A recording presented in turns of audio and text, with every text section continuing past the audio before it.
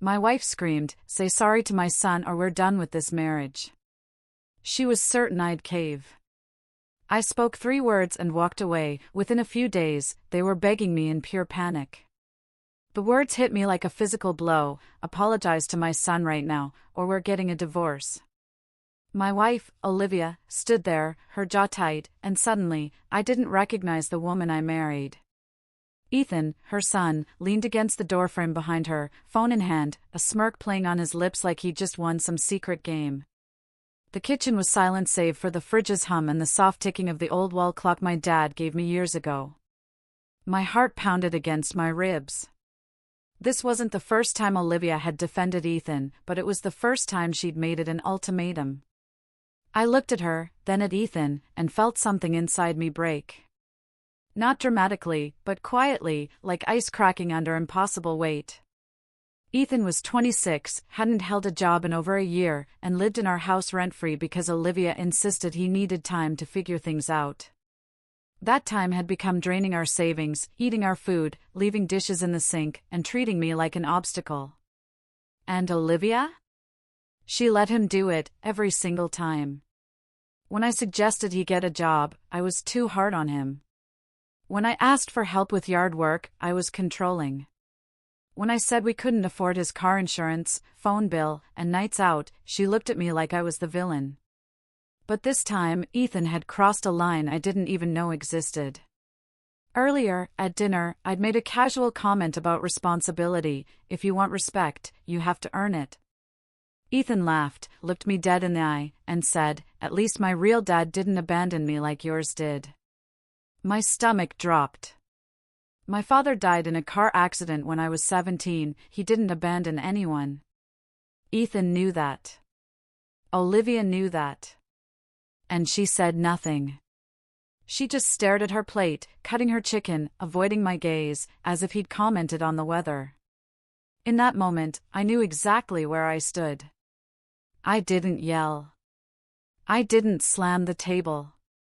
I just stood up, walked to the kitchen, and started washing dishes because I didn't trust myself to speak. That's when Olivia followed me and delivered her ultimatum. She wanted me to apologize to Ethan for making him uncomfortable, not for what he said about my deceased father, but for what I said about responsibility. I looked at her, truly looked, trying to find the woman who laughed at my bad jokes, cried during commercials, the one who told me I made her feel safe. She was gone. In her place was someone who treated me like a checkbook, a handyman, a backup plan. I thought of all the times I'd bent over backward for Ethan. The second job he lost in 6 months? I updated his resume for 3 hours while he played video games. When he wrecked his car doing donuts, I paid for the repairs because Olivia cried, saying he'd learned his lesson. When he was evicted, I suggested he move in, even though Olivia had already decided he was coming. I thought I was doing the right thing, being a good husband, a good stepfather. But Ethan never thanked me. And Olivia never stood up for me. Not once. So, when she delivered that ultimatum, arms crossed, face full of certainty, I didn't argue. I didn't defend myself. I didn't beg. I just looked her in the eyes and said 3 words: "I'm done here." The confidence drained from her face for a second. She hadn't expected me to choose. Ethan's smirk flickered. Olivia opened her mouth, maybe to retract it, maybe to double down. But I was already moving. I went upstairs, grabbed a duffel bag, and started packing: clothes, toothbrush, phone charger, the basics. My hands shook, but I kept moving. If I stopped, I knew I'd second-guess myself. I heard Olivia's footsteps, then her voice from the hallway, telling me not to be dramatic, to come talk. But I wasn't being dramatic. I was being clear. For the first time in 5 years, I was setting a boundary that actually meant something. I zipped the bag, slung it over my shoulder, and walked past her without a word. Ethan was still in the kitchen, scrolling on his phone as if nothing had happened. I walked out the front door, got into my truck, and sat there for a minute, engine running. The house lights were on. I could see Olivia standing in the window, watching me. She wasn't crying. She wasn't chasing me. She was just standing there, probably thinking I'd be back in 10 minutes, tail between my legs, like always. But I wasn't. I put the truck in reverse, backed out of the driveway, and drove away. It was cold that night, the kind of cold that seeps into your bones. I didn't have a plan. No destination. I just knew I couldn't stay in that house one more second. I ended up at Mike's place, my buddy from the Veterans Hall. He opened the door in his bathrobe, took one look at me with my duffel bag, and said, "Come on in." He didn't ask questions. He just pointed to the couch, handed me a beer, and let me sit in silence. That night, lying on Mike's couch with my phone buzzing every few minutes, I realized something. Olivia and Ethan thought I'd come crawling back. They thought I needed them more than they needed me. And maybe for a long time, I believed that too. But staring at the ceiling, listening to the heat kick on and Mike snoring in the next room, I felt something I hadn't felt in years: control. I wasn't going back. I woke up with a stiff neck, my phone screen a Christmas tree of notifications, 17 missed calls, 23 text messages, all from Olivia. I didn't open them. I just watched them pile up in real time. And I felt something else I hadn't felt in years: power. Mike was already up, making coffee. When I walked in, he just nodded and slid a mug across the counter. We didn't talk. We didn't need to. He'd been through a messy divorce himself a decade back and knew better than to ask questions this early. I finally opened the messages around 8 a.m. The first few were almost sweet, testing the waters, asking me to come home. Then they turned defensive, calling me childish, saying I was overreacting. Then angry, accusing me of abandoning my family and responsibilities. Then desperate, saying Ethan was upset and didn't mean it, begging me to come back and fix this like I always did. I read every single one. I didn't respond. That silence, that was the first real boundary I'd set in 5 years. By noon, she'd switched tactics. She sent a message saying her lawyer told her I couldn't freeze her out of the house and that we'd see what the court says about a man who abandons his wife. I almost laughed. She thought I'd frozen her out. She thought I'd abandoned the house. But I hadn't touched anything. I just left. The difference was, she didn't know how anything actually worked. She didn't know which account the mortgage came from. She didn't know I'd refinanced the house 2 years ago to pay off her credit card debt after her shopping spree with her sister. She didn't know I'd been the only one making real financial decisions for the last half-decade while she just nodded and signed. And now she was about to find out. I spent that afternoon at the local bank downtown, the one on Elm Street where I'd done all our banking for 8 years. I wasn't angry. I was calm, clear-headed, and I asked to speak with someone about protecting my assets during a separation. Sarah, the woman behind the desk, had helped me with the refinance before. She understood immediately. Maybe 55, gray hair pulled back, the kind of person who'd seen every financial disaster a marriage could produce. She pulled up my accounts, walked me through everything, and explained that since the house and primary checking account were in my name, I had every right to temporarily freeze joint access while we sorted things out legally. Standard procedure during a separation, she said, happens all the time. Then she told me something I didn't know. 2 days before I left, there'd been an attempted charge on our credit card for $6,000. It was declined because we didn't have the limit, but it had triggered a fraud alert. I asked what it was for. She pulled up the details, and I watched her face subtly shift as she read it: a down payment on a boat. Not a small fishing boat, either. A 22-foot something from a dealer 2 towns over. Ethan tried to buy a boat with our credit card without asking anyone, without even checking if we had the money. Olivia probably didn't even know. Or worse, maybe she did and figured I'd just handle it like everything else. I left the bank with copies of every document I needed. And I felt something I hadn't felt in a long time: clarity. I wasn't the bad guy here. I was the only one who'd been paying attention. That evening, my phone started ringing again. This time, it was Ethan. I didn't answer. He left a voicemail, his voice high-pitched and panicked, completely different from his usual cocky tone. He was asking what the hell I did, saying his card wasn't working, his mom's card wasn't working, and they couldn't even get gas. There was noise in the background, like he was at a gas station, and I could hear Olivia's voice too, sharp and frantic. Mike looked at me and raised an eyebrow. I just shrugged. I hadn't done anything. I just stopped doing everything. The calls kept coming. Olivia called 6 more times that night. Then Ethan called again. Then Olivia texted, saying I was being vindictive and this wasn't like me, that I was punishing her for trying to protect her son. I stared at that message for a long time. She was right. It wasn't like me. The old me would have caved by now. The old me would have apologized just to keep the peace. Would have transferred money and pretended nothing happened. The old me would have driven home, sat at the kitchen table, and let her lecture me while Ethan smirked and played on his phone. But I wasn't that guy anymore. Mike noticed me staring at my phone and asked if I was thinking about going back. I didn't answer right away. Honestly, part of me was. Part of me wanted to believe that if I just explained it the right way, Olivia would finally see what she'd been doing, that she'd realize Ethan had been using both of us, that she'd choose me. But then Mike told me a story. His cousin had been in a similar situation years ago, married to a woman with 2 grown kids who treated him like an ATM. He bent over backward, paid for their cars, insurance, rent when they got evicted. One day, the woman told him if he didn't like it, he could leave. So, he did. And you know what happened? She took him to court, took half his pension, and her kids got lawyer money out of the settlement.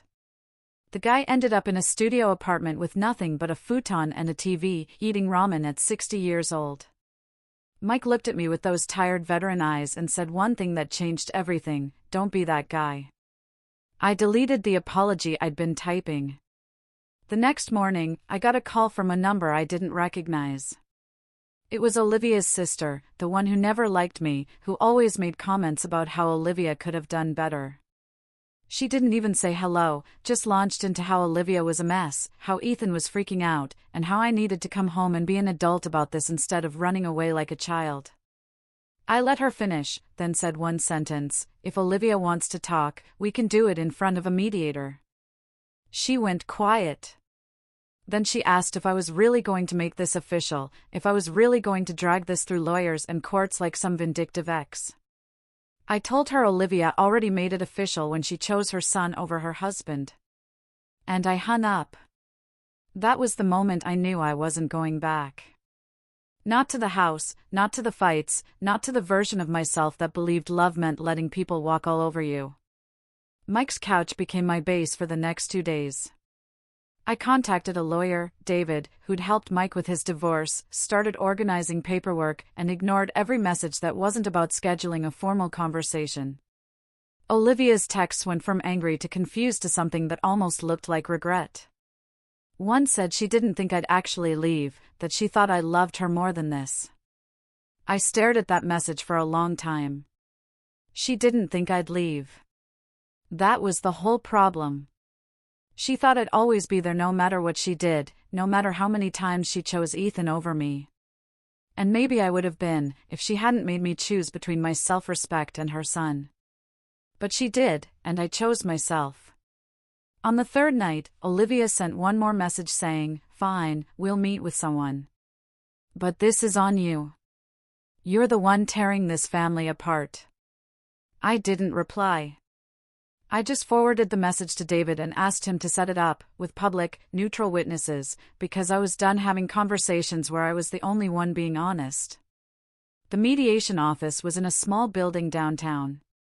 Beige walls, fluorescent lights, uncomfortable chairs that made you want to leave immediately.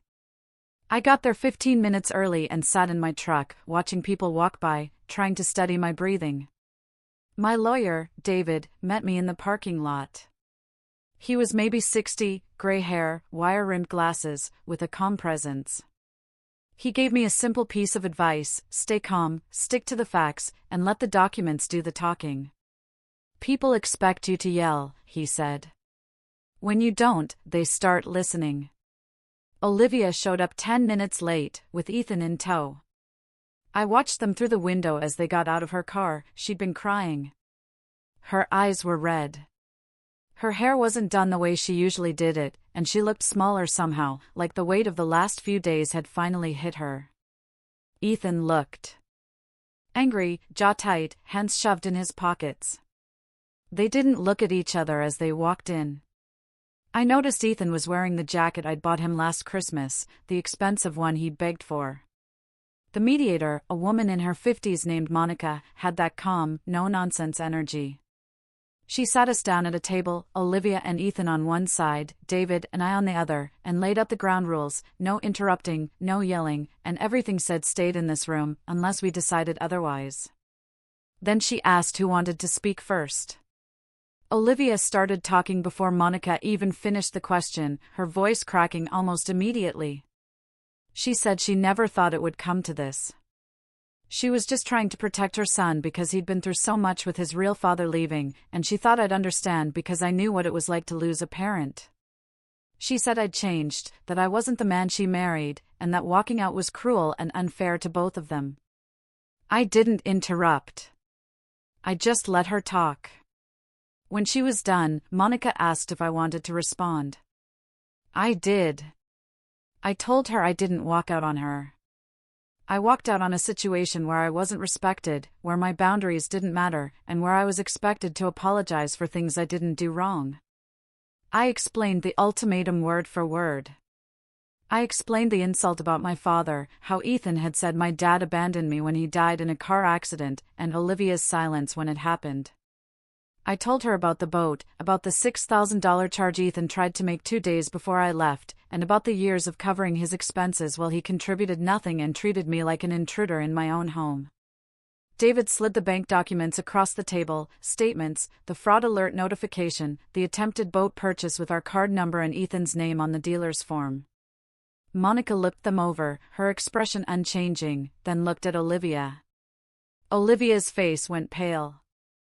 She hadn't known about the boat. She turned to Ethan, and for the first time, I saw doubt in her eyes, like maybe she was starting to see what I'd been seeing all along. Ethan shifted in his chair, and for the first time since we'd sat down, he looked uncomfortable. Monica asked him directly if he'd tried to make that purchase. He didn't answer right away. When he finally did, his voice was defensive, saying it wasn't a big deal, that he was going to pay it back eventually, that I was just making him look bad because I never wanted him there in the first place. Monica didn't react. She just wrote something down and moved on. The conversation shifted to finances, to the house, to what came next. David explained that the accounts had been frozen temporarily to prevent unauthorized charges, not to punish anyone, and that everything could be unfrozen once we had a clear agreement in place. Olivia asked why I didn't just talk to her about this instead of bringing lawyers into it. Why I had to make everything so formal and cold. I looked at her, really looked at her, and I said something I'd been holding in for years, because every time I tried to talk, you made me the bad guy. My voice stayed level, but I felt the weight of those words in my chest. She didn't have an answer for that. She just looked down at her hands. Ethan tried to jump in, saying I'd always treated him like a burden, that I never wanted him there, that I was using this as an excuse to control his mom and make her choose between us. I stayed calm. I told him I'd helped him more times than I could count, that I'd opened my home to him when he had nowhere else to go, that I'd paid for things his own mother couldn't afford. I said the only thing I ever asked for in return was basic respect, and he couldn't even give me that. I told him he didn't owe me anything anymore, but he didn't get to rewrite history and pretend I was the villain. Monica stepped in before it could escalate. She asked Olivia what she wanted moving forward. Olivia said she wanted things to go back to normal, that we could work this out if I just came home, that we could set boundaries for Ethan and make it work this time. I shook my head. I told her normal wasn't something I wanted to go back to. I said I'd spent 5 years trying to hold everything together while she chose Ethan over me every single time, and I was done pretending that was okay. I told her I'd given her chance after chance to see what was happening. And she'd chosen to ignore it every time because it was easier than dealing with Ethan. Monica asked if I wanted a divorce. I said I didn't know yet, but I knew I wasn't going back to that house. David suggested a formal separation agreement, something that would divide responsibilities and give everyone space to figure out what came next. Olivia looked at me like she was waiting for me to change my mind, to say I was sorry, to fix it like I always did. But I didn't.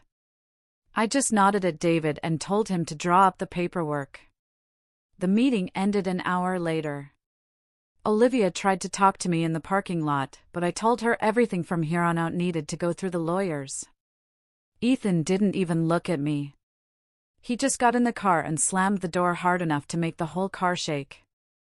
I drove back to Mike's place, and for the first time in weeks, I felt like I could breathe.